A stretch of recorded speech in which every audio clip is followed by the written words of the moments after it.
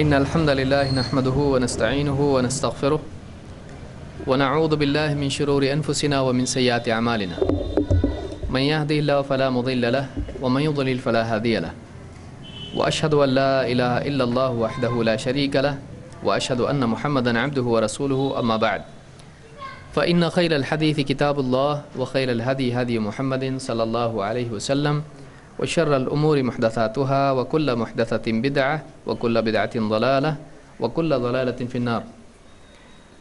قال الله تبارك وتعالى فاسألوا أهل الذكر إن كنتم لا تعلمون. پچھلے درس میں علماء کرام کے درمیان اہل حق اہل علم کے درمیان اختلاف کے بارے میں ایک چیز ہم نے دیکھی کہ دلیلوں کے پہنچنے اور نہیں پہنچنے کی وجہ سے علماء میں اختلاف ہوتا ہے، اور اس کے بعد دوسری وجہ اس کی دیکھی کہ بعض اوقات دونوں کے پاس دلیل ثابت شدہ ہوتی ہے لیکن ایک چیز ناسخ ہوتی ہے اور دوسرے منسوخ، ایک چیز پہلے کی ہوتی ہے اور دوسری بعد کی، اور دونوں میں سے ایک کو اپنے مسئلے کے، اپنے فتوے کے یا اپنی حدیث کے منسوخ ہونے کا علم نہیں ہوتا ہے، لہٰذا وہ اسی پر عمل کرتا رہتا ہے اور دوسرا اس چیز کو چھوڑ کے کسی اور چیز پر عمل کرتا ہے. اس وجہ سے بھی اختلاف علماء میں ہوتا ہے.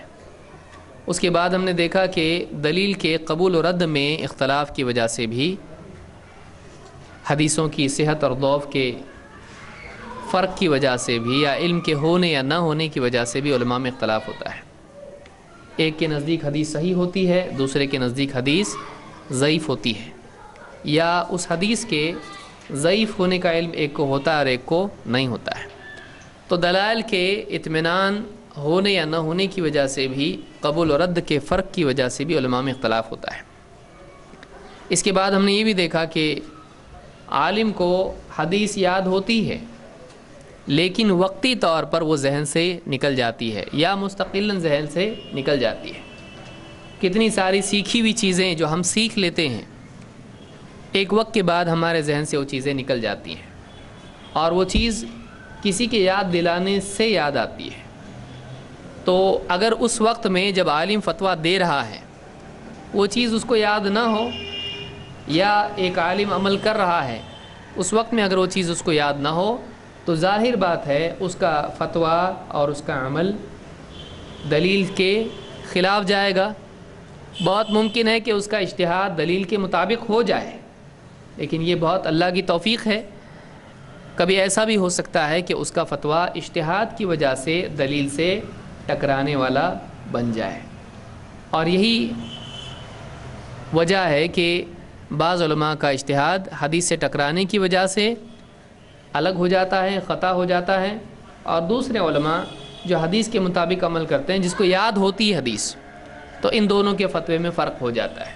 تو یہ بھی اس کی مثال ہم نے دیکھی تھی کہ ایک بڑا عالم بلکہ صحابی بھی ایک حدیث کو، علم کی بات کو بھول سکتے ہیں. بھولنا انسان کی صفات میں سے ہے. اللہ تعالیٰ نہیں بھولتا ہے، ورنہ انسان چاہے وہ نبی کیوں نہ ہو وہ بھی بھولتے ہیں. کیا انبیاء بھولتے ہیں؟ انبیاء بھی بھول جاتے ہیں. اللہ کے نبی صلی اللہ علیہ وسلم کی حدیث ہم نے دیکھی تھی کہ آپ نے نماز پڑھائی اور آپ نے دو رکعتوں پر ہی سلام پھیر دیا، اور صحابہ کی یاد دلانے پر آپ نے بچی ہوئی 2 رکعتیں پڑھیں اور سجدہ سہو کیا. بہرحال تو یہ چیزیں ہم نے پچھلے درس میں دیکھی. اب آگے بڑھتے ہوئے صفحہ نمبر میں سمجھتا ہوں 8 پر ہم شروع کریں گے کہ اجتہاد کے وقت دلیل مستحضر نہ رہنا. مستحضر حاضر ہونا، سامنے رہنا، ذہن میں رہنا. تو ایک عالم کو حدیث یاد ہوتی ہے، ہم کو خود کئی باتیں یاد ہوتی ہیں، لیکن ضرورت کے وقت میں اس چیز کا ذہن میں آ جانا. ابھی مثال کے طور پر آپ کی کسی سے بات ہو رہی ہے، کوئی بدعتی ہے، کوئی غلط منہج والا ہے، آپ اس سے بات کر رہے ہیں، اس کو دلیلیں دے رہے ہیں، کبھی توحید کی دلیلیں دے رہے ہیں، کبھی اتباع سنت کی دلیلیں دے رہے ہیں، اور آپ کئی دلیلیں اس سے دے رہے ہیں اور آپ کا بحث مباحثہ چل رہا ہے. گھر پہ آنے کے بعد آپ کو یاد آتا ارے وہ دلیل تھی لیکن میں نے دیا نہیں. ہوتا ہے کہ نہیں ہوتا ہے؟ ہوتا ہے کہ آدمی کے ذہن میں اس وقت وہ دلیل نہیں ہوتی ہے، لیکن دلیل اس کے پاس دل میں تھی، اس کو اچھی طرح سے آیت تجوید کے ساتھ یاد ہے، لیکن جب اس کی ضرورت تھی اس وقت وہ آیت ذہن میں نہیں آ رہی. کبھی کبھی تو ایسا ہوتا ہے کہ معلوم ہوتا ہے اس بارے میں یہ آیت ہے لیکن اس کے الفاظی زبان پہ نہیں آتے، یاد نہیں ہوتا ہے، حالانکہ اس کو اچھی طرح سے یاد کیا ہے لیکن اس وقت وہ زبان پہ نہیں آ رہی ہے. تو ایسا آدمی کے ساتھ اکثر ہوتا ہے. تو یہ بھی وجہ ہوتی ہے کہ ایک عالم کو حدیث، آدمی سوچتا ہے اتنے بڑے محدث ان کو حدیث یاد نہیں اور آپ کو یاد ہے، ایسا کیسے ہو سکتا ہے؟ ایسا ہو سکتا ہے کہ ایک عالم اس کو اس وقت دلیل یاد نہ ہو جب اس کی ضرورت پیش آئی ہے اور وہ فتویٰ دلیل کے خلاف دے دے، بعد میں اس کو یاد آیا کہ ارے میں نے یہ بات ایسی کہی حالانکہ بات ایسی تھی. کیا اس کی مثال مل سکتی ہے؟ آئیے ہم دیکھتے ہیں کیا صحابہ میں اس کی مثال ملتی ہے. ابن عباس رضی اللہ عنہ فرماتے ہیں اتی عمر بمجنونۃ قد زنت. عمر بن خطاب رضی اللہ تعالیٰ کے پاس ایک پاگل عورت کو لایا گیا. قد زنت، اس عورت نے زنا کیا تھا. فاستشار فیہا اناسا، فاستشار انہوں نے مشورہ کیا، فیہا اناسا اس مسئلے میں لوگوں سے. فامر بہا عمر ان ترجم، مشورہ کرنے کے بعد سب کے مشورے سے بات یہی سامنے آئی کہ اس کے لیے جس نے زنا کیا ہے رجم کرنے کا نبوی فیصلہ ہے، لہٰذا اس عورت کو کیا کیا جائے؟ رجم کیا جائے. کیا یہ فتویٰ غلط ہے کہ زنا کرنے والے کو رجم کیا جائے؟ تو ٹیکنیکلی زنا جس سے ہوا ہے اس کو رجم کیا جائے گا. یہ فتویٰ بالکل صحیح ہے. ایسا نہیں کہ کچھ بھی دل سے انہوں نے کہہ دیا تھا کہ ٹھیک ہے مار ڈالو اس کو، ایسا نہیں کیا انہوں نے کہ ان کو برا لگا تو انہوں نے کچھ بھی کہہ دیا، ایسا نہیں ہے. ان کا بھی جو قول تھا، ان کا بھی جو فتویٰ تھا وہ ایک دلیل کی بنیاد پر تھا جو عمومی دلیل ہے، ایک جنرل دلیل ہے. لیکن کسی خاص مسئلے میں کچھ اور بھی مسئلہ ہو سکتا ہے. جیسے کسی سے بھی آپ پوچھیں کہ ظہر کی نماز کتنی رکعت پڑھنا چاہیے، کوئی کہے 4. یہ کوئی کچھ پوچھنے کی بات ہے؟ کوئی نہیں، مسافر کو تو آپ کیا کہیں گے 2، کیونکہ ایک جنرل اصول کیا ہے؟ ظہر کی نماز کتنی ہے؟ 4. اور اس نے پوچھا بعد میں، کیا پوچھا اس نے؟ مسافر کے لیے، تو آپ کیا کہیں گے؟ 2. وہ کہیں گے نہیں حائضہ کے لیے، تو آپ کیا کہیں گے؟ آپ حائضہ کے لیے نماز ہی نہیں ہے، حائضہ کے لیے نماز ہی نہیں ہے. تو اب ایک ہی سوال الگ الگ کیسز میں الگ جواب اس کا آئے گا. عام جواب کیا ہوگا؟ ظہر کی نماز کتنی پڑھنا چاہیے؟ 4. مسافر کتنی پڑھے؟ 2. اور حائضہ 0، حائضہ کی نماز ہی نہیں ہے. تو سوال ایک ہی تھا لیکن کیس بدلنے سے جواب کیا ہو گیا؟ بدل. تو کبھی ایسا ہوتا ہے کہ ایک عالم کے سامنے ایک عمومی دلیل ہوتی ہے اور وہ کوئی کیس اس کے سامنے آتا ہے، وہ اس کی دلیل اسی پر فٹ کر کے فتویٰ دے دیتا ہے. وہ کوئی غلط کام کر رہا ہے؟ نہیں. لیکن دوسرا عالم ہوتا ہے وہ بتاتا ہے کہ نہیں، اس کے بارے میں الگ حدیث ہے، اس کو وہ حدیث معلوم ہوتی ہے لیکن اس وقت یہ دلیل یہاں فٹ ہوتی ہے، وہ ذہن میں ہوتا ہے نہیں. تو اس وقت میں کیا ہو جاتا ہے؟ اس کا فتویٰ خطا کر جاتا ہے اور دوسرے عالم کا فتویٰ صحیح ہوتا ہے. یہاں یہ مثال ہے. تو عمر رضی اللہ تعالیٰ نے اپنے دل سے بھی فیصلہ نہیں کیا، انہوں نے کیا کیا؟ لوگوں سے مشورہ کیا. اب یہ ایک آدمی کا قول، یہ فتویٰ نہیں ہوا بلکہ کیا ہوا؟ مشورہ. بہت سارے لوگ کہتے ہیں مشورے میں خیر ہے، بلا شبہ مشورے میں خیر ہے، اور جو چیز مشورے میں طے ہوتی ہے وہ کبھی غلط نہیں ہوتی ہے. ایسا ہے؟ مسٹیک ہو سکتی ہے. بہت سارے لوگ جو دعوتی ذمہ داری نبھاتے ہیں اور سفر میں بھی جاتے ہیں بوریا بستر لے کے، ان لوگوں کا ایک کہنا ہے کہ مشورے میں خیر ہے اور جو چیز مشورے میں طے ہوتی ہے وہ کبھی غلط نہیں ہوتی ہے. کیا ایسا ہے؟ ایسا نہیں ہے. اگر مشورے میں علم پورا نہیں ہو تو اس صورت میں خطا بھی ہو سکتی ہے. گھر والے سب مل کے مشورہ کیا، ارے کو بھی دین کا علم نہیں، کیا کرنا چاہیے. اب بیٹھ کے انہوں نے مشورہ کیا تو کیا ضروری ہے کہ مشورے کا فیصلہ صحیح ہو؟ نانا جان کو بٹھا دیے، وہ بھی بیچارے دانت وات لگا کے بیٹھے فیصلہ دینے کے لیے تجوید سے، تو کیا اس کا جواب صحیح آئے گا؟ نہیں، صحیح بھی آ سکتا ہے، غلط بھی آ سکتا ہے. مشورہ اس طرح کی کوئی ضمانت نہیں ہے. اسی لیے یعنی بہت ساری جماعتیں ایسی ہیں، ان لوگوں کا یہ کہنا ہے کہ مشورے میں طے ہوا ہے بس، اس کا مطلب کیا ہے؟ صحیح ہے. ایسا نہیں ہے. تو حضرت عمر نے مشورہ کیا، صاحب نے مشورہ کیا دیا، اس عورت کو کیا کرنا چاہیے؟ رجم کرنا چاہیے. زنا کی سزا پتھر مار کے قتل کرنا ہے. اب فَأَمَرَ بِهَا عُمَرُ أَن تُرْجَمْ، تو عمر رضی اللہ تعالیٰ عنہ نے اس عورت کے بارے میں فیصلہ دیا کہ اس کو رجم کر دیا جائے. عمر رضی اللہ تعالیٰ کون ہے اس وقت میں؟ خالی مکہ کے کہ مدینہ کے؟ پورے مسلمانوں کی پوری حکومت، اسلامی حکومت کے ذمہ دار ہیں، امیر ہیں، خلیفہ ہیں، امیر المؤمنین ہیں.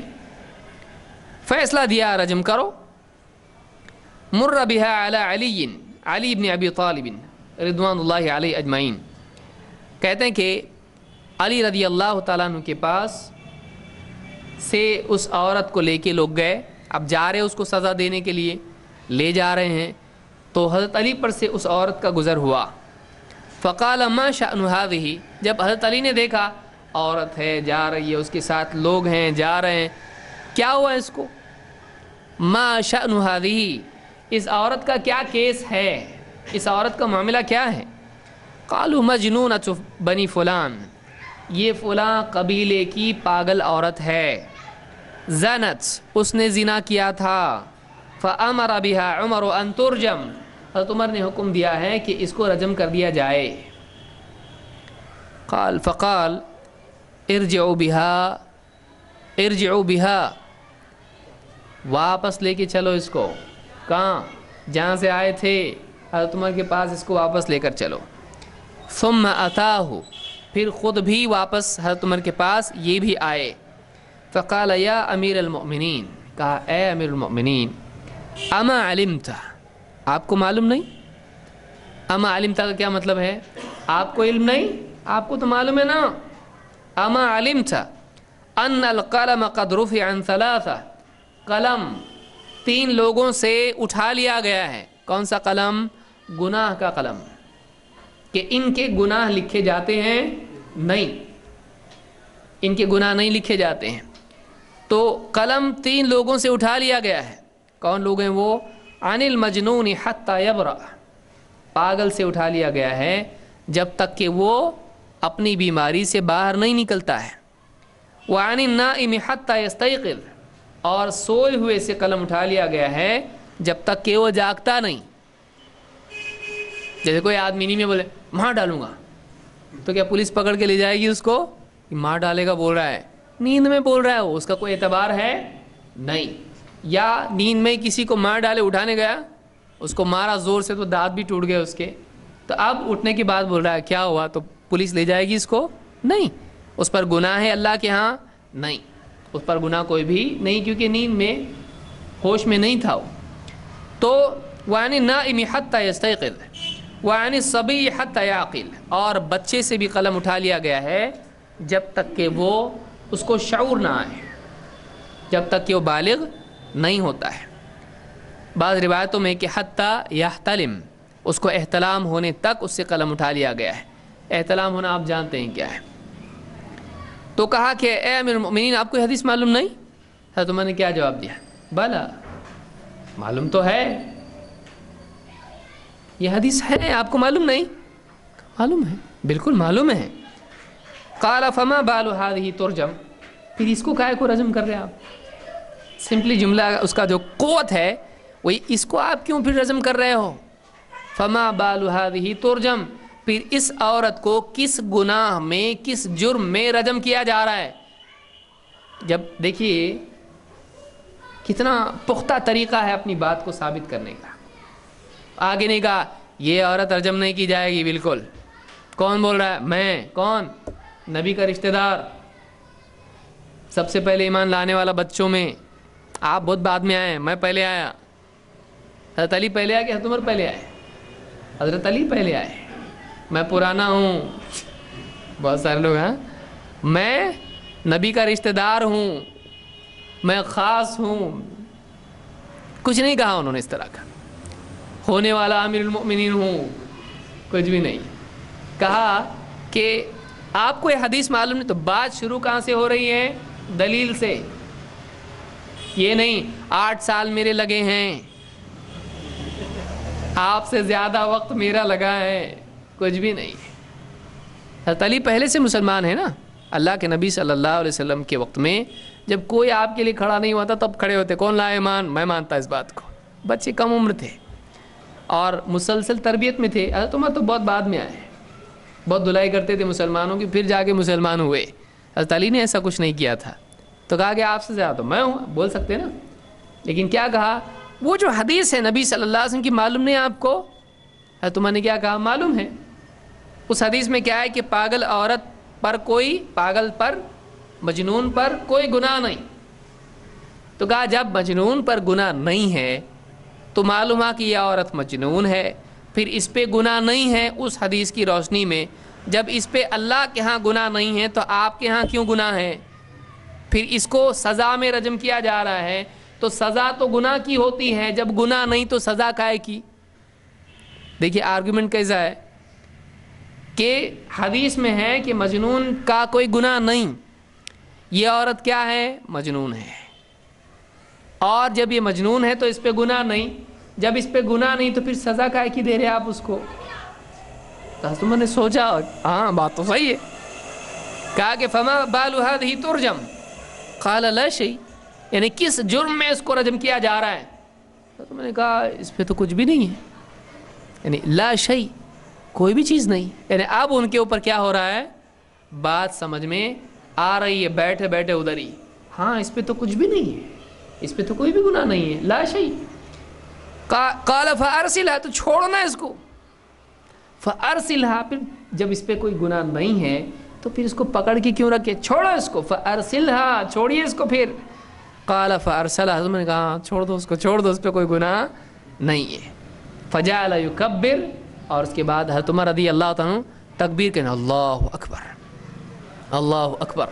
یعنی جب آدمی کہتا اللہ اکبر تب کیا کر رہا تھا میں؟ جس پر اللہ کے ہاں گناہ نہیں اس کو زمین میں سزا میں دے رہا تھا، ایک بے گناہ کو سزا دے رہا ہوں.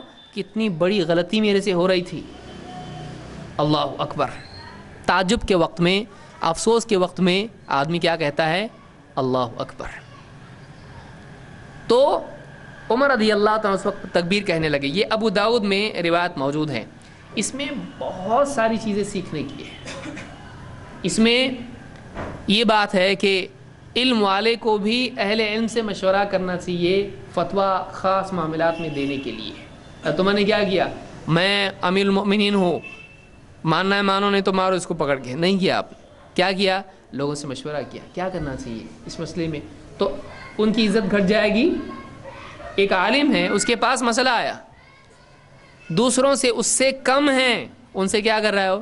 اس مسئلے میں کیا ہو سکتا ہے، کیا کرنا چاہیے، کیا فیصلہ میں نے دینا چاہیے. اتھارٹی کس کے ہاتھ میں ہے؟ عمر رضی اللہ عنہ کے ہاتھ میں فیصلے کی قوت ہے. قاضی امیر ہے مسلمانوں کے. لیکن کس سے مشورہ کر رہے ہیں؟ جو آس پاس ہیں وہ بھی تو علم والے ہیں نا. حضرت عمر کے سامنے کیسے لوگ بیٹھا کرتے تھے ساتھ میں، وہ بھی علم والے ہوا کرتے تھے. تو انہوں نے کہا کہ اس میں کیا کرنا چاہیے. سب کے مشورے کے بعد فیصلہ کیا دیا؟ رجم کرو، رجم کرو. اس سے معلوم ہوا حضرت عمر کو علم غیب تھا اور بابا کو ہے. بابا انتریامی کہ ان کو معلوم پڑتا ہے یہ کون ہے، اس کا کیا کیس ہے. حضرت عمر فیصلہ دے رہے ہیں، آپ کو نہیں معلوم ہے یہ مجنونہ، اس کے بارے میں یہ ہے، یہ غلط ہے. اور طوطے کو لے کے بیٹھا ہوا ہے، اس کو معلوم ہے کیا ہونے والا ہے. تیری تقدیر میں یہ ہے، تیرا کام بننے والا ہے، تیرا ایسا ہونے والا ہے. حضرت عمر کو نہیں معلوم میرا یہ فتویٰ تھوڑی دیر بعد کینسل ہونے والا ہے، یہ فتویٰ صحیح نہیں ہے، تھوڑی دیر بعد یہ رد ہونے والا ہے، حضرت عمر کو نہیں معلوم. تو معلوم یہ ہو کہ صحابہ کو، اولیاء کو علم غیب نہیں ہوتا ہے. اگر کوئی کہتا ہے صحابہ کو علم غیب نہیں ہوتا ہے لیکن اولیاء کو ہوتا ہے، تو ایسے آدمی کو کیا کہیں گے؟ اس کا مطلب تیرے بولنے کے حساب سے صحابہ اولیاء نہیں ہیں، اولیاء سے کمتر ہے صحابہ. آپ بتائیے اصل اولیاء تو وہی ہیں. نحن اولیاؤکم فی الحیات الدنیا یا الا ان اولیاء اللہ لا خوف علیہم ولا هم یحزنون. تو تقوی اور ایمان والے صحابہ نہیں ہیں، بعد والا ان سے بڑھ جائے گا. تو جب ولایت کی اصل ایمان اور تقوی ہے تو بعد والے ایمان اور تقوی میں صحابہ سے زیادہ ہوں گے کہ کم ہوں گے. تو وہ زیادہ بڑے ولی ہوئے صحابہ. تو اس اعتبار سے آپ دیکھیں تو عمر رضی اللہ تعالیٰ کو نہیں معلوم. اور جب انہوں نے فیصلہ دیا تو حضرت علی کے پاس سے وہ لوگ گزرے. انہوں نے کہا کیا ہے یہ، کیا چل رہا ہے؟ انہوں نے کہا یہ عورت ہے، مجنون ہے، اور اس عورت کے بارے میں حضرت عمر نے فیصلہ دیا ہے. ان کو بھی نہیں معلوم، ان کو بھی علم غیب ہے. شیعہ حضرات اپنے اماموں کے بارے میں کہتے ہیں ان کو سب معلوم ہوتا ہے. اماموں میں ان کے سب سے بڑے امام کون ہیں؟ جن کی بنیاد پر سارا معاملہ اٹکا ہوا ہے. علی ابن ابی طالب، علی مولا علی. حضرت علی کو معلوم نہیں کیا کیس ہے، پوچھ رہے ہیں کیا ہے یہ. اگر ان کو معلوم ہوتا کہ ایسا ہونے والا ہے تو ہونے کے ٹائم ہی وہاں موجود ہوتے کہ نہیں ہوتے؟ ایسا کیس ایک ہونے والا ہے، پہلے پہنچ جاتا وہاں پہ. ایسا نہیں، ایسا ہونا چاہیے. نہیں معلوم ان کو. پھر اب انہوں نے جب فیصلہ ہو رہا ہے اور ہو چکا ہے، حضرت علی کے پاس جب وہ پہنچ رہے ہیں لوگ، کہا کون ہے؟ عورت ہے. کیسی؟ پاگل عورت ہے. کیا فیصلہ ہوا؟ تم نے فیصلہ دیا اس کو رجم کرو. کہا واپس لے چلو. یہ نہیں کہا بھائی بڑے جو فرماتے ہو بالکل صحیح ہوتا ہے، بڑوں کی الٹی بھی سیدھی ہوتی ہے نا. آج بہت سارے دیکھیے یہ شخصیت پرستی ہے. حضرت علی جانتے ہیں کہ حضرت عمر کا مقام کیا ہے. بڑے ہیں کہ نہیں حضرت عمر؟ بڑے ہی ہیں نا. ہاں بڑے ہیں، اور بڑوں سے مشورہ کر کے طے کیا ہے. ساتھ والے بھی بڑے ہیں، لیکن حضرت علی رضی اللہ تعالیٰ نے کہا نہیں، واپس لے کے چلو. اور جا کے کہا کیا آپ کو معلوم نہیں وہ حدیث؟ ایسا ایسا اللہ کے نبی نے کہا. یہ نہیں کہا کہ حضرت عمر کہاں، میں کہاں. اور اتنے نبی صلی اللہ علیہ وسلم نے اتنی تعریف کی حضرت عمر کی، ان کو نہیں معلوم ہوا؟ ایسا ہو ہی نہیں سکتا. آج کیسا بولتے لوگ، اتنے بڑے امام ان کو نہیں معلوم ایسا ہو سکتا؟ لیجئے حضرت عمر رضی اللہ تعالیٰ نے آ کے حضرت علی کیا کریں، آپ کو معلوم نہیں اسی حدیث؟ کہا کہ ہاں معلوم تو ہے. کہا پھر اس کو آپ رجم کیسا کر رہے ہیں، اس پہ کیا گناہ ہے؟ کہا کچھ بھی نہیں ہے. پھر چھوڑو نا اس کو. کہا چھوڑو. تو چھوٹے ہیں حضرت علی حضرت عمر سے، لیکن حضرت عمر رضی اللہ تعالیٰ کا فیصلہ انہوں نے چینج کروایا. کس بنیاد پر؟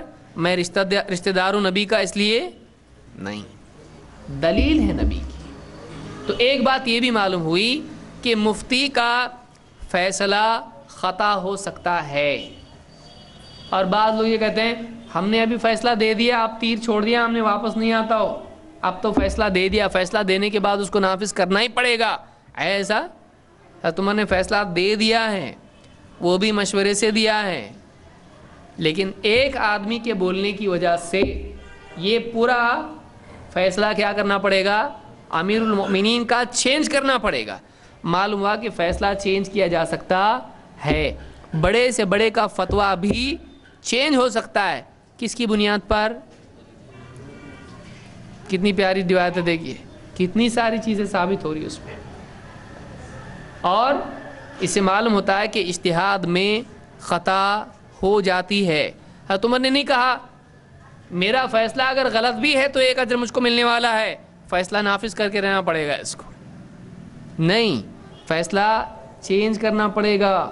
بہت سارے لوگ کیا کہتے ہیں، اگر ان سے غلطی بھی ہوئی ہوگی، غلطی پہ بھی ایک اجر ہوتا ہے کہ نہیں مجتہد کو؟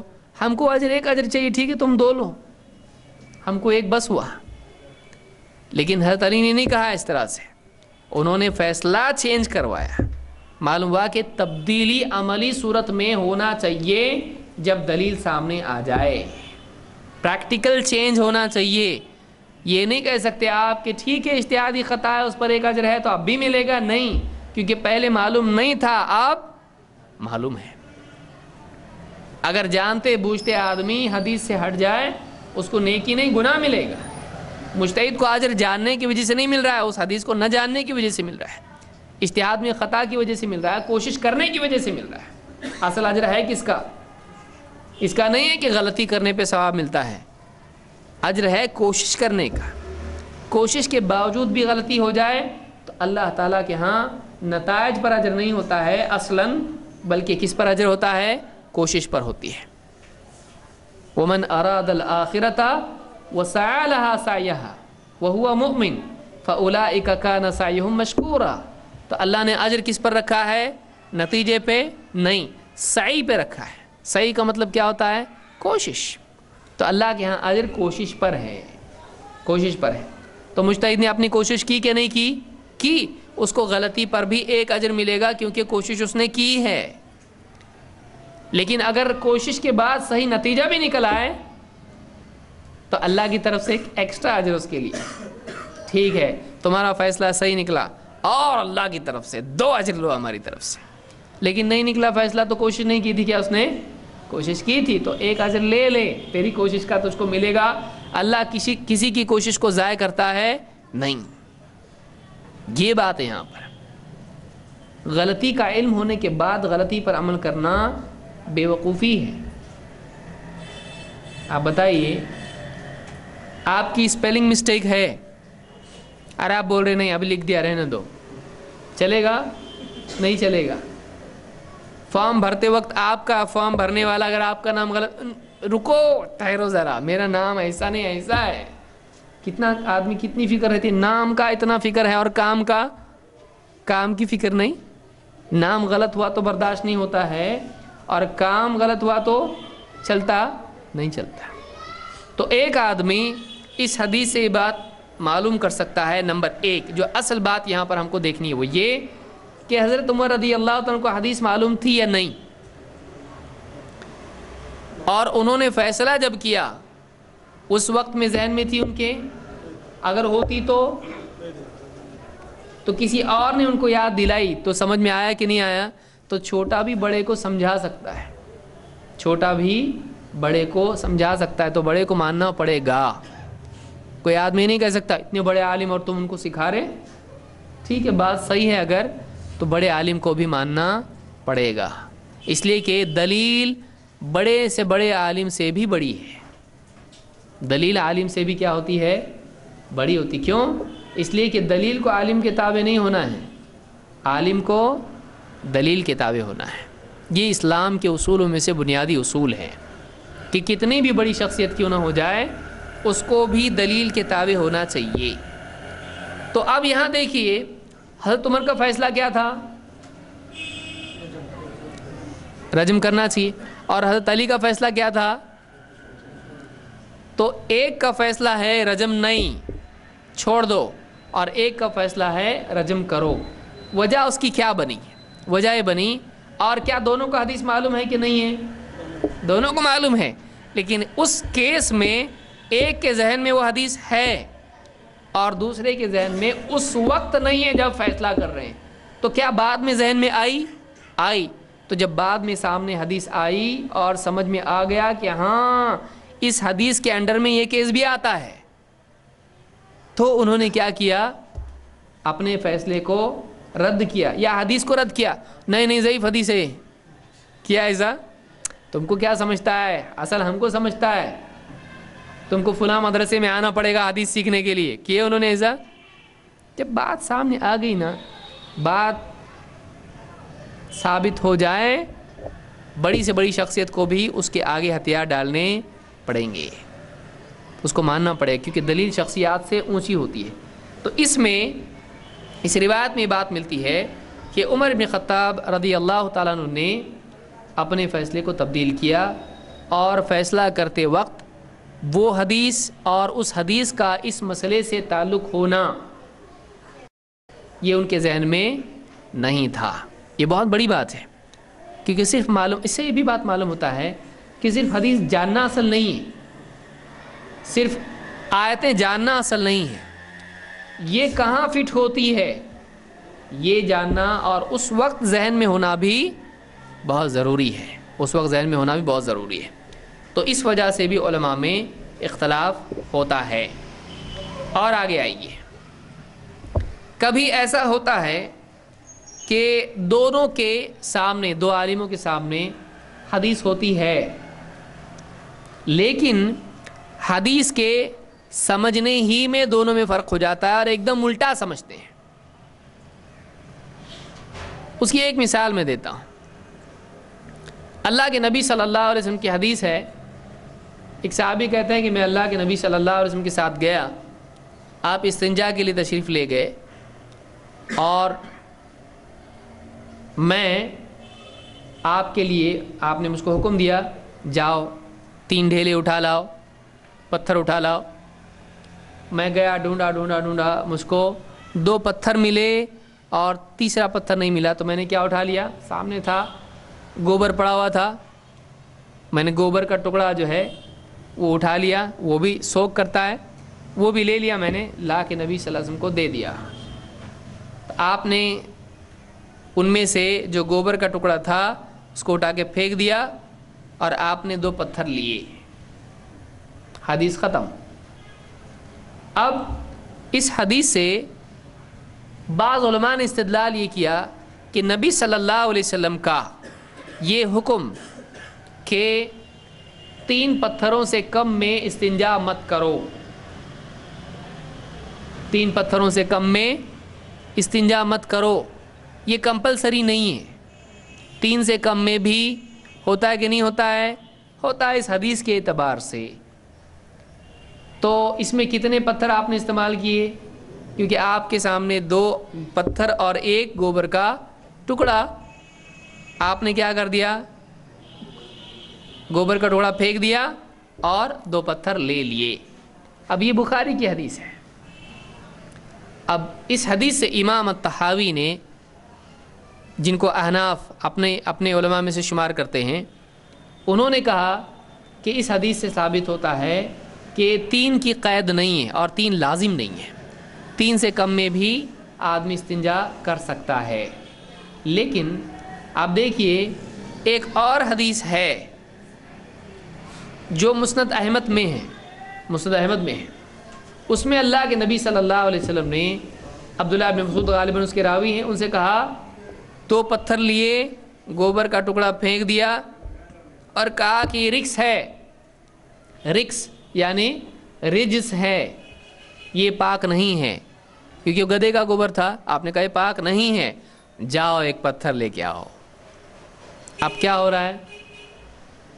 کمپلسری، ڈبل کمپلسری ہو رہا ہے کہ 3 لے کے آئے، وہ پھینکے گا اور 1 چکر لگاؤ، مطلب اتنا ضرور۔ آپ نے کہا چلو ٹھیک ہے کوئی بات نہیں، آئندہ 3 لانا، نہیں، آپ نے کہا نہیں، جاؤ ابھی تیسرا پتھر اور لے کے آؤ۔ تو اس سے اور زیادہ تاکید اس کی مل رہی ہے۔ اب دیکھیے ایک عالم ایک طرف گیا اور دوسرا عالم دوسری طرف گیا، تو کبھی ایک حدیث سے استدلال کرنے کا فہم ایک عالم کا ایک ہوتا ہے، دوسرے کا دوسرا۔ اس کی ایک بہت بڑی وجہ طرق کا سامنے نہ ہونا بھی ہوتا ہے۔ ایک حدیث روایت کرنے والا، دیکھیے حدیث روایت کرنے والے کون تھے؟ فرشتے؟ انسان تھے۔ اور انسان جب کسی بات کو نقل کرتا ہے تو ایگزیکٹلی شروع سے اینڈ تک بیان کرتا نہیں۔ ابھی مثال کے طور پر ہم میں سے سب گھر پہ جائیں، اگر جائیں گے انشاءاللہ، تو اگر گھر والے پوچھیں آج درس میں کیا ہوا، یا چھوڑ دیجئے دن بھر میں کیا ہوا، یا کم سے کم درس کے اعتبار سے پوچھیں کہ درس شروع ہونے سے ختم ہونے تک کیا ہوا، اور سب کی ریکارڈنگ کی جائے، کیا ایگزیکٹلی سب کی بات میچ ہوگی؟ نہیں۔ اب فرق کہاں آئے گا؟ ہر آدمی کے بیان کرنے میں وہ 2 قسم کے کیسز اس میں ہوں گے۔ ایک تو یہ کہ ایک آدمی جتنا اس کو یاد رہا، جتنا اس کو امپورٹنٹ لگا اتنا بیان کرے گا. آج ایک حدیث بیان ہوئی حضرت عمر کی اور ایسا ایسا اس میں تھا، ختم، آج یہ ہوا درس میں. دوسرا کہے گا آج حدیث بیان ہوئی گوبر کی، استنجا کے لیے ایک صحابی کو ایسا ایسا ہوا تھا، یہ حدیث بیان ہوئی. تو اس کے سامنے اس کے ذہن پہ وہ حدیث غالب رہی، اس نے کیا بیان کیا؟ وہ حدیث. دوسرے کے سامنے یہ حدیث غالب رہی، بہت مزہ آیا اس حدیث میں، اس کو وہی ذہن میں رہی اس کے، وہ حدیث اس نے بیوی محترمہ سے اس نے بیان کی. کسی کو تیسرا کچھ اس میں یاد رہے گا، اس سے معلوم ہوا کہ صحابہ کو علم غیب نہیں تھا. آپ بتائیے بیان کرنے والے کیا ترتیب وار وہ ساری تفصیل درس کی بیان کریں گے؟ نہیں. کوئی آدمی کچھ حصہ بیان کرے گا، کوئی کچھ حصہ بیان کرے گا، کوئی کچھ حصہ بیان کرے گا. اور کسی نے اگر جھپکی لی ہوگی اس میں تو وہ کہے گا حضرت عمر کو اللہ کے نبی صلی اللہ علیہ وسلم نے کہا تھا وہ پتھر لے کے آتی. تو اب کیا کیا، ادھر سے حضرت عمر پہ سو گیا تھا وہ، اور اٹھنے کے بعد کہے گا تو حضرت علی سے کہا کہ 3 پتھر لے آؤ، واپس ایک پتھر پھینک کے گوبر پھینک کے کہا 3 لے آؤ. تو شروع حضرت عمر سے ہوئی حدیث اور ختم کہاں ہوئی؟ حضرت علی پہ. ایسا بھی ہو سکتا ہے کہ نہیں ہو سکتا ہے؟ ہوتا ہے. تو اب ایک حدیث کئی صحابہ سنتے ہیں، وہ بیان کرتے ہیں، اس میں سے ہر صحابی ایک ٹکڑا بیان کرتا ہے، کچھ ٹکڑا چھوڑ دیتا ہے. کوئی پرابلم ہے اس میں؟ نہیں ہے، کیونکہ ضروری ہے کہ پورا آپ کون آدمی کرے گا بھائی شروع سے اینڈ تک ڈیٹیل میں. کوئی صحابی ایسا بھی بیان کرتے ہیں، کوئی صحابی ایک حصہ بیان کرتے ہیں، کوئی صحابی دوسرا حصہ بیان کرتے ہیں کہ ایک روز ہم بیٹھے ہوئے تھے. جیسے آپ حدیبیہ کی حدیث دیکھ لیں، آپ کو ملے گا اس میں ہر صحابی ایک ایک حصہ بیان کر رہا ہے. آپ معراج کی حدیثیں دیکھیں، آپ کو مختلف صحابہ ملیں گے، آپ کو مختلف ٹکڑے بیان کریں گے. آپ شق القمر کی روایت دیکھیں، آپ کتنی حدیثیں ہیں، معاملہ ایک ہوتا ہے لیکن بیان کرنے والے جو حصہ ان کے سامنے ان کے ذہن میں ہوتا ہے اتنا حصہ بیان کرتے ہیں. یہ فطری چیز ہے، کوئی پرابلم اس میں نہیں ہے. لیکن اگر ایک تھرڈ پارٹی کو جو اس میں نہیں تھا، نہ وہ بولنے والا ہے نہ سننے والا ہے، اور اس وقت میں وہ گواہ نہیں تھا، جب اس کو پورا معاملہ سمجھنا ہے اب اس کو کیا کرنا پڑے گا؟ وہ سارے طرق دیکھنے پڑیں گے اور اس کے بعد فیصلہ لینا پڑے گا. جیسے بار کے معاملے میں اس کو سمجھ لیجئے اچھی طرح سے، جو طرق کا مسئلہ، بعض لوگ حدیث کے سلسلے میں پریشان ہوتے ہیں، بولے ایک صحابی ایسا بول رہے، دوسرے صحابی ایسا بول رہے، تیسرے صحابی ایسا بول رہے، کیا ہو رہا ہے؟ ایک حدیث میں ایسا آ رہا ہے، ایک حدیث میں ایسا آ رہا ہے. تو پورا واقعہ کسی نے بھی بیان نہیں کیا، صرف ایک صحابی نے پورا واقعہ شروع سے لے کے اینڈ تک بیان کیا ہے. آپ اللہ کے نبی صلی اللہ علیہ وسلم کی حج کی حدیثیں دیکھیں، اتنی حدیثیں ملیں گی. ایک حدیث تفصیل سے حضرت جابر کی ملے گی آپ کو، شروع سے لے کے اینڈ تک انہوں نے بیان کیا، اس کو صحیح مسلم میں حدیث موجود ہے. اسی لیے شیخ البانی نے بھی اسی کو بنیاد بنا کر کتاب لکھی ہے، حج کا طریقہ اللہ کے نبی صلی اللہ علیہ وسلم کا، جیسا کہ حدیث جابر میں آیا ہے. بہت لمبی حدیث ہے وہ.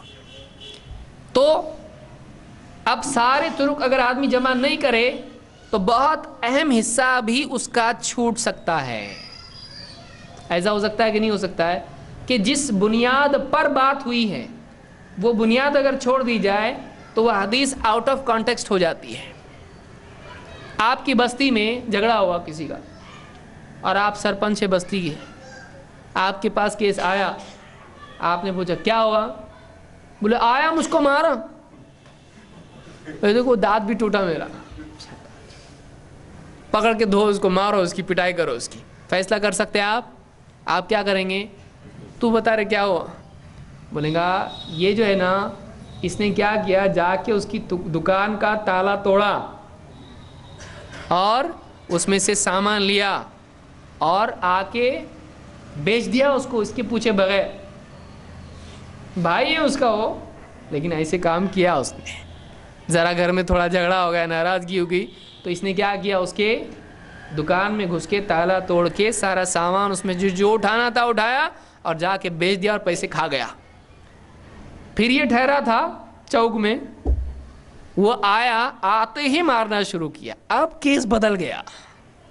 اب کیا ہوا، سٹوری ایسی ہے، پارٹ 1 پارٹ 2 اس کا ہے کہ آدھا حصہ اس کا جو اہم ہے وہ کہانی میں غائب ہے کہ نہیں ہے. تو اب اگر آپ اس کو اس سے کاٹ کے دیکھیں گے تو آپ کو مارنے والا کیا دکھائی دے گا؟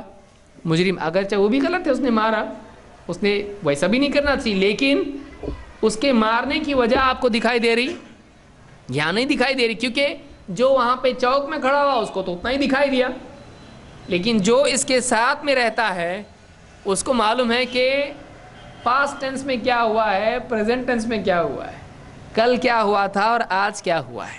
اس نے دونوں حصوں کو کیا کیا؟ جوڑا، اور جوڑنے کے بعد کاز اینڈ ایفیکٹ اس میں معلوم پڑا. اب کہانی کیا ہو گئی؟ بدل گئی. تیسرا ایک آئے گا، اس میں بتائے گا کہ اس نے مارنا شروع بھی نہیں کیا تھا. آ کے اس نے بولا کیوں رہے ایسا کیا؟ تو نے دکان میں سے جا کے چیزیں لیا. اب اس نے کیا کیا؟ دھکا دیا اس کو، جا میری مرضی جو بھی چاہوں گا کروں گا. جیسا اس نے دھکا دیا اس نے مارنا شروع کیا. اب سٹوری میں ایک ایلیمنٹ اور بڑھ گیا کہ دھکا دینے کی شروعات کس نے کی تھی؟ اسی نے کی تھی. تو اب بولنے والے کئی ہوتے ہیں، وہ ایک ایک ٹکڑا لا کے دیتے ہیں، لیجئے لیجئے لیجئے. تو وہ سارے ٹکڑے جمع کرنے کے بعد وہ جگسا پزل کیا ہو جاتا ہے؟ پورا کمپلیٹ ہوتا ہے. سمجھ میں آ رہی بات؟ یہ بہت امپورٹنٹ چیز ہے جو آپ کو حدیث کے سلسلے میں یاد رکھنی چاہیے. نہیں تو آپ ادھوری حدیث کو لے لیے اور آپ اسی کی بنیاد پر فیصلہ کرنا شروع کریں گے. اس میں بہت مرتبہ آدمی سے غلطی ہو جاتی ہے. تو اس حدیث میں کیا ہے؟ ایک ٹکڑا آیا، اللہ ان کو بتانا ہی تھا ایک راوی کو کہ گوبر کا ٹکڑا پھینک دیا نبی صلی اللہ علیہ وسلم نے. تو اب آگے کا حصہ بیان کرنے کی ضرورت ہے نہیں، تو انہوں نے آگے کا ٹکڑا بیان نہیں کیا. لیکن دوسرے راوی نے کیا کیا؟ بتایا کہ آپ نے جب پھینکا پھر سے ایک پتھر منگوایا. اب ان کا بتانے کا مقصد کیا ہے؟ نہیں، پتھر اور ایک چاہیے ہی. تو اب اس ایک قصے کو دو لوگ بیان کر رہے ہیں. ایک کے سامنے کہ گوبر سے استنجا نہیں کر سکتے ہیں تو وہ گوبر کا ٹکڑا پھینک دیے، اتنا بتانے پر اکتفا اس نے کیا.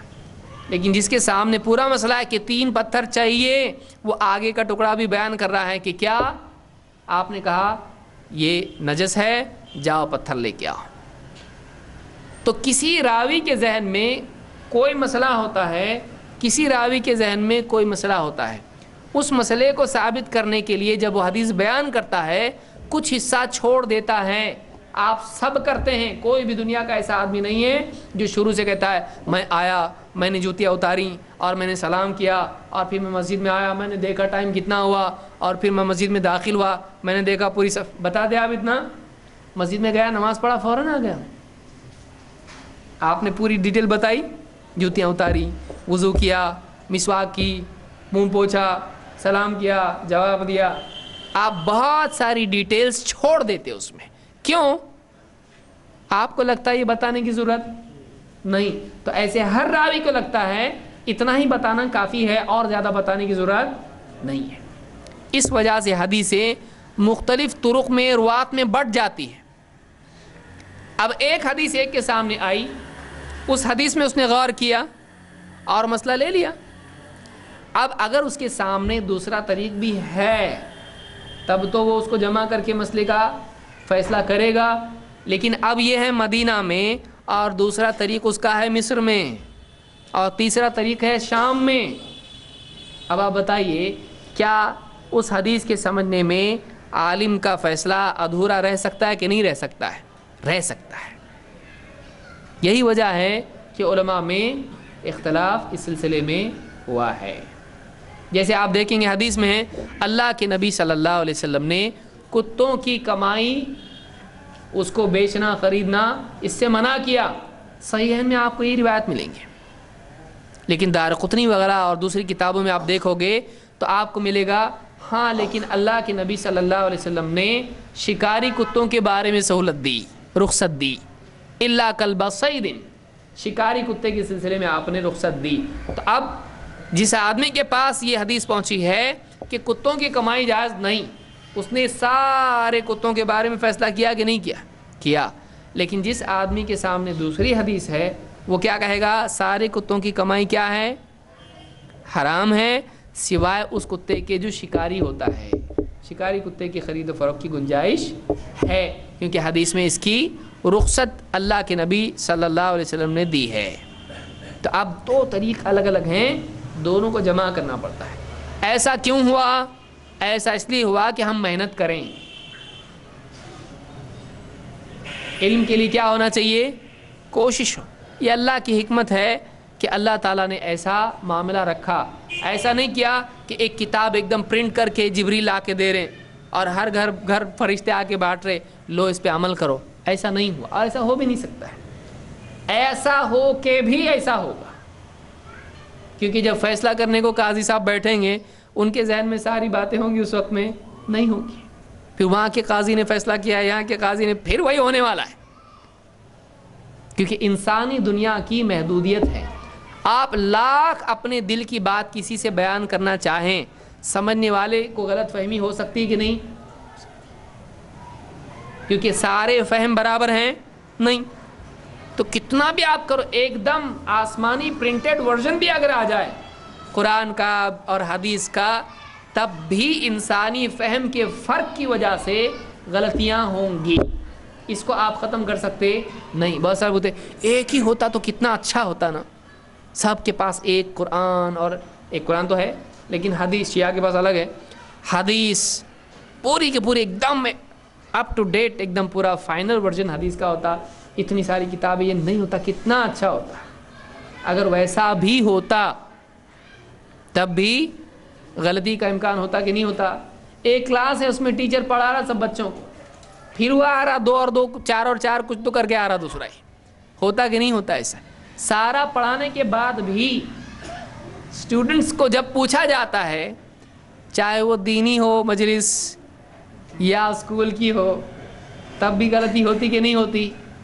سمجھنے میں پوچھا جائے. ابھی سارا جتنا بھی سنے ہیں، اب پھر اس کا اگر ہم شروع کریں اگر چیکنگ، تو بتانے میں غلطی ہوگی کہ نہیں ہوگی؟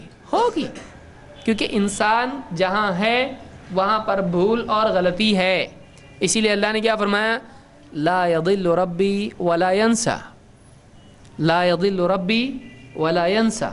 تیرا رب نہ مسٹیک کرتا ہے. لا یضل، ضل کا مطلب ہوتا ہے غلطی کرنا. ان تضل احداہما فتذکر احداہما الاخری. ضل کا مطلب ہوتا ہے غلطی کرنا. عربی زبان میں گمراہ ہونے کے لیے بھی استعمال ہوتا ہے، اور غلطی کرنے کے لیے بھی استعمال ہوتا ہے، اور خطا جو اجتہادی خطا ہوتی ہے اس کے لیے بھی استعمال ہو سکتا ہے. ضل لا یضل ربی ولا ینسا. تیرا رب نہ غلطی کرتا ہے نہ بھولتا ہے. تو رب کے علاوہ سب انسان سے غلطی بھی ہوتی ہے اور وہ بھولتا بھی ہے. تو جب یہ دو چیزیں ساتھ میں رکھی جائیں تو چاہے آسمانی کتاب ہاتھوں میں ہر ایک کے دی جائے، دھیان سے پڑھنا، ہاں تب بھی غلطی ہونے والی ہے، اختلاف پھر بھی ہونے والا ہے. اور آپ جانتے ہیں بنی اسرائیل کو کیا کتاب نہیں دی گئی تھی؟ آسمان سے دی گئی تھی کتاب. الواح اللہ کی طرف سے دیے گئے تھے موسیٰ علیہ السلام کو، لیکن وہ دینے کے بعد بھی ہوا کہ نہیں ہوا؟ اختلاف ہوا. اس کے بعد بھی اختلاف ہوا. یہود 71 فرقوں میں بٹ گئے، نصارہ 72 فرقوں میں بٹ گئے. تو یہ انیویٹیبل جس کو آپ کہتے ہیں، یہ لازمی طور پر ہونے والا. آپ کچھ بھی کرو ہونے والا ہے، کچھ بھی کرو یہ ہونے والا ہے. تو یہ بات یاد رکھنا ضروری. کبھی کبھی دلوں میں تھوڑا آتا، کیا اتنا اختلاف، ایک ہوتا سب، کتنا اچھا ہوتا سب ایک ہوتے، نیک ہوتے تو کتنا اچھا ہوتا. آپ اس کو ختم نہیں کر سکتے. فہم کا فرق ہمیشہ انسانوں میں اختلاف کی بنیاد رہے گا. اس کی ایک مثال ہم دیکھتے ہیں. اللہ کے رسول صلی اللہ علیہ وسلم نے فرمایا زکوٰۃ الجنین زکوٰۃ امہ. اس سے پہلے بھی میں سمجھتا ہوں اس پہ ہم گفتگو کافی تفصیل سے کر چکے ہیں. زکوٰۃ الجنین زکوٰۃ امہ. جنین جو پیٹ میں بچہ ہوتا ہے اس کو جنین کہا جاتا ہے.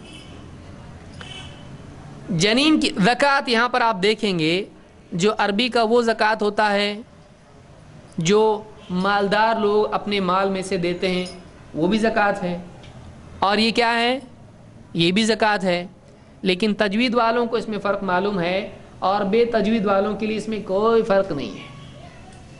صحیح ہے؟ اس لیے تجوید سیکھنا بہت ضروری ہے. بہت سارے لوگ ایسی کام چلا لیتے ہیں.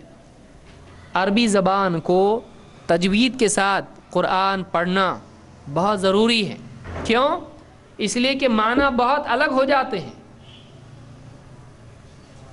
آپ یہاں دیکھیں گے ایک ہے زکاہ ز سے زائے اور ایک ہے زکاہ. اب بہت سارے لوگوں کو لگا اس میں کیا سننے کی آ رہا ہے. پھر پہلا زائے ہے آپ کی زبان نیچے جا رہی ہے اور دوسرا زکاہ ہے آپ کی زبان اوپر کے دانتوں کو لگ رہی ہے, یہاں لگ رہی ہے زکاہ. تو اب دونوں میں فرق ہے. تو پہلا زکاہ جو ہے اس کا مطلب ہوتا ہے زکوٰۃ, جو زکوٰۃ ہوتی ہے سال میں ایک بار دیتے ہیں مال کی, جو مال کی پاکی ہوتی ہے وہ زکاہ ہے. اور یہ جو زکاہ ہے وہ جانور کے ذبح کرنے سے وہ پاک اور حلال ہونا ہے. تو دونوں میں کتنا بڑا فرق ہے. یہ ذبیحہ کے لیے استعمال ہوتا ہے اور وہ مال کے لیے. اس سال میں ایک بار ہوتا ہے, یہ ڈیلی اپنے یہاں آ رہا ہے گھر میں. مسلمان گوشت نہیں کھا, ایسا ہو سکتا؟ ڈیلی ہو رہا ہے, گوشت کھا رہے ہیں. تو وہ زکاہ یہ ہے, زکاہ ذبح کرنا, اور وہ زکاہ وہ ہے مال میں سے زکوٰۃ دینا. تو جنین کی زکوٰۃ اس کی ماں کی زکوٰۃ ہے. تو آدمی اگر بیان کرے اس طرح سے جنین کی زکوٰۃ اس کی ماں کی زکوٰۃ ہے, ماں کی زکوٰۃ دے دیا, جنین کی زکوٰۃ ادا ہو گئی, یہ مسئلہ نکل رہا ہے اس سے. حالانکہ یہاں پہ مسئلہ وہ ہے نہیں, یہاں پر زکوٰۃ کی بات نہیں ہو رہی, یہاں پر زکوٰۃ کی بات ہو رہی ہے, اس کا ذبح کرنے سے حلال ہونا. اب جنین کی زکوٰۃ, یا میں اس کو کہوں گا جنین کا حلال ہونا ذبیحے میں اس کی ماں کا حلال ہونا ہے. تو اب آپ اس کو کیسا لیں گے؟ اب حدیث کے تو الفاظ اتنے ہیں, اس سے زیادہ ہیں نہیں. اب اس کا مطلب تو لینا پڑے گا, کیونکہ سمجھیں گے نہیں تو عمل کیسے کریں گے؟ عمل کرنے کے لیے سمجھنا ضروری ہے. تو اب یہاں پر سمجھنے میں فرق ہو گیا علماء میں. امام ابو حنیفہ رحمۃ اللہ علیہ نے اس کا مطلب یہ لیا کہ جو طریقہ ماں کے حلال کرنے کا ہے وہی اس کے پیٹ میں جو بچہ ہے اس کے حلال کرنے کا ہے. اگر ماں مر جاتی تو کیا اس کا کھانا جائز تھا؟ نہیں. ماں مطلب جانور کی ماں. آپ کہاں یہاں پر ذبیحے کی بات چل رہی ہے, کہیں گے یہ آدم خور تو نہیں ہے. ماں جو ہم یہاں کہہ رہے ہیں یہ کیا ہے؟ بکری ہے. مثلا بکری کے پیٹ میں بچہ ہے, اگر وہ بکری مر جائے تو کیا اس بکری کو کھا سکتے ہیں؟ نہیں. کیا ہاں نہیں کھا سکتے ہیں. بکری مر گئی, مردار ہے بھائی, اللہ نے حرام کیا مردار کا کھانا ہے, تو متفق علیہ مسئلہ ہے, تو مردار حرام ہے. تو مردار کو کھایا نہیں جا سکتا ہے. کب کھا سکتے ہیں اس کو؟ بکری کو جب شرعی طریقے سے اس کو بسم اللہ واللہ اکبر اس کو ذبح کیا. یہ کہ اس عمل کو کیا کہتے ہیں؟ ذکاہ, شرعی طریقے سے اس کو حلال کرنا. تو امام ابو حنیفہ کہتے ہیں دیکھو ماں کا طریقہ کیا ہے؟ شرعی طریقے سے ذبح کرنا, تب جا کے وہ کیا ہوتی ہے؟ حلال. یہی طریقہ بچے کے لیے ہے جو اس کے پیٹ میں ہے. اگر ماں کو ذبح کیا اور بچہ پیٹ میں سے نکلا, اب اگر وہ زندہ ہے اس کو ذبح کر دیا تب جا کے وہ حلال ہوگا. کیوں؟ جو طریقے سے ماں حلال ہوتی ہے وہ طریقے سے بچہ حلال ہوگا. اگر ماں مر جاتی تو حلال ہوتی نہیں, تو بچہ بھی اگر مرا ہوا پیٹ میں سے نکلا تو حلال ہوگا نہیں. کس کا فتویٰ ہے؟ امام ابو حنیفہ رحمۃ اللہ علیہ کا. اب ان کا فہم ہے, اور حدیث کے سمجھنے میں اس کی گنجائش ہے کہ نہیں ہے؟ ہے. یہ نہیں کہ اپنے دل سے کچھ بھی بول دیے, ان کو سمجھ میں آیا ہو. لیکن امام ابو حنیفہ رحمۃ اللہ علیہ کے علاوہ جمہور تقریباً سب کے سب محدثین علماء فقہا اس طرف ہیں. وہ کہتے ہیں نہیں, اس کا مطلب یہ نہیں ہے. اس کا مطلب یہ ہے کہ بچے کے حلال ہونے کے لیے ماں کو شرعی طور پر حلال کر لینا کافی ہے. اس کا حلال کر لینا ماں کے حلال کر لینا ہے، ماں کو شرعی طریقے سے ذبح کیے نا، بس بچہ بھی ابھی کیا ہو گیا، پیٹ میں حلال ہو گیا. اگر وہ مرا ہوا بھی پیدا ہو گیا حلال ہے، مرا ہوا پیدا ہوا تو حلال ہے. کیوں؟ بچے کے شرعی طور پر حلال ہونے کا طریقہ ماں کا حلال کر لینا ہے. ماں کو شرعی طریقے سے ذبح کر دیا، مردہ بچہ بھی پیٹ میں سے نکلا، وہ بھی حلال ہے. ایک دم الٹا، ایک دم الٹا. دونوں میں کیا ہے؟ ایک دم فرق ہے. ایک کے فتوے سے پیٹ کا بچہ کیا ہو رہا ہے؟ مردار، حلال، اور دوسرے کے فتوے سے. اور حدیث کون سی ہے؟ ایک ہی حدیث ہے. تو حدیث کا فہم الگ الگ ہو سکتا ہے. لیکن اب ہم بولیں گے پھر بھائی ہم نے کیا کرنا؟ حلال کہ نہیں؟ اگر حلال نہیں ہے تو پھر ملال ہوگا کیا؟ اپنا اچھا گوشت گیا اپنا. دیکھیے سنن ابی داؤد میں ایک حدیث ہے، صحابی کہتے ہیں ہم نے اللہ کے رسول صلی اللہ علیہ وسلم سے پوچھا کہ اے اللہ کے رسول، ہم بعض اوقات جانور کو ذبح کرتے ہیں اور اس کے پیٹ میں سے مرا ہوا بچہ نکل آتا ہے، تو ہم اس کو پھینک دیں یا اسے بھی کھا سکتے ہیں؟ آپ نے فرمایا اگر تم چاہو تو کھاؤ، اس لیے کہ زکوٰۃ الجنین زکوٰۃ امہ. اب کیا ہوا دیکھیے، ایک راوی نے صرف اتنا ٹکڑا بیان کیا ہے، لیکن دوسرے راوی نے پورا قصہ بیان کیا، اور قصے سے مسئلہ ایک دم کیا ہو گیا؟ واضح ہو گیا. امام ابو حنیفہ کے فتوے میں خطا آئی کیوں؟ اس لیے کہ ان کے سامنے وہ حدیث اپنے پورے پس منظر کے ساتھ نہیں، اور خصوصاً نبی صلی اللہ علیہ وسلم کے وہ الفاظ کلوہ ان شئتم فإن زکوٰۃ الجنین زکوٰۃ امہ، کہ تم چاہو تو کھاؤ، اس لیے کہ جنین کا حلال ہونا اس کی ماں کا حلال ہو جانا ہے. تو اب کلوہ ان شئتم میں کیا مل رہا ہے؟ کہ وہ بچہ کھایا جا سکتا ہے، تمہارے اوپر ہے، کھانے کا کھاؤ، نہیں کھانے کا مت کھاؤ. ایسا نہیں کھانا پڑے گا تم کو، فرض ہے تمہارے اوپر، ایسا ہے نہیں. کھانے کی کوئی کسی کو اگر نہیں چلتا ہے نہیں کھائے، لیکن حلال ہے کہ حرام ہے وہ کیسے معلوم پڑا حلال ہے؟ حرام بولیں گے شراب پینا ہے پیو، تمہاری مرضی، بول سکتے اللہ کے نبی؟ کوئی حرام چیز کی اجازت نبی دے سکتا ہے؟ نہیں دے سکتا ہے. تو جب آپ اجازت دے رہے ہیں تو کیا ہے؟ وہ حلال ہے. تو اس سے معلوم ہوا کہ جنین اگر مردہ پیٹ میں سے نکلے، لیکن جانور کو جو ماں ہے، مادہ جس کو ہم کہتے ہیں، اس کو اگر شرعی طریقے سے حلال کیا ہوا ہو تو وہ بچہ پیٹ کا نکلا ہوا مردار بھی کیا ہے؟ کیونکہ وہ اس کے حکم میں ہے. وہ باہر تھا کہ اندر تھا؟ وہ پیٹ میں تھا، تو وہ اس کے تابع ہیں. تو باقی اجزاء جیسے اس کے حلال ہیں، وہ بھی اس کے اجزاء میں شمار ہوتا ہے. اس کا کلیجہ حلال ہے کہ نہیں؟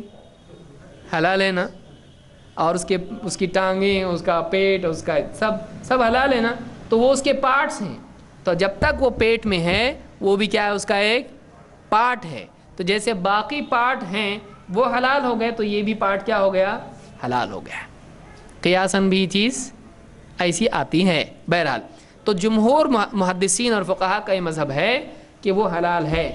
امام ابو حنیفہ کے نزدیک وہ کیا ہے؟ حلال نہیں. اس میں صحیح کیا ہے؟ حلال ہے، آنے دو، کیونکہ اس کے لیے کیا ہے؟ دلیل موجود ہے. تو اب کیا کوئی آدمی بول سکتا ہے امام ابو حنیفہ حدیث کی مخالفت کرتے تھے؟ بول سکتا ہے؟ نہیں، کیونکہ ان کے پاس عذر موجود ہے. نہیں ہے، ان کے پاس عذر ہے. عذر ہونا کیا ہوتا ہے؟ میرے کو نہیں سمجھا، کیا کروں، یا یہ ایسا ہے کیا کروں. تو ٹھیک ہے. تو عذر اس کو کہتے ہیں، ایکسکیوز ان کے پاس ہے. اگر ایکسکیوز نہیں ہے تو آدمی کیا ثابت ہوگا؟ مجرم. کسی کے پاس عذر ہوتا ہے تو مجرم نہیں ہوتا ہے. تو اس حدیث کو امام ابو داؤد، حاکم وغیرہ نے اور بہت سارے محدثین نے روایت کیا ہے. اور اس حدیث سے یہ بات ملتی ہے کہ اس حدیث سے بات معلوم ہوتی ہے کہ بعض اوقات ایک عالم کو ایک حدیث سمجھ میں آتی ہے، اس کا ایک مطلب لیتا ہے، لیکن دوسرا عالم، دوسرا مجتہد، بڑے سے بڑا عالم بھی ہے، اس کا دوسرا مطلب لیتا ہے۔ ایسی کئی مثالیں دی جا سکتی ہے، انشاءاللہ کسی درس میں ہم وہ بھی دیکھیں گے کہ ایسے کتنے کیسز ایسے امت میں صحابہ، تابعین، تبع الاتباع میں اور اہل علم میں ہوئے ہیں۔ انشاءاللہ مستقل موضوع ایک درس کا ہو سکتا ہے، تاکہ لوگوں کے سامنے بات آئے کہ بڑے سے بڑے عالم سے بھی کسی حدیث کے سمجھنے میں خطا ہو سکتی ہے۔ تو میں سمجھتا ہوں آج کے لیے ہمارے لیے اتنا کافی ہے۔ اس کے بعد ہم دیکھیں گے کہ کس طرح سے کیسز بدل جانے سے، معاملات بدل جانے سے بھی فہم میں اختلاف اور فرق ہو سکتا ہے۔ اقول قولی ھذا واستغفر اللہ لی ولکم۔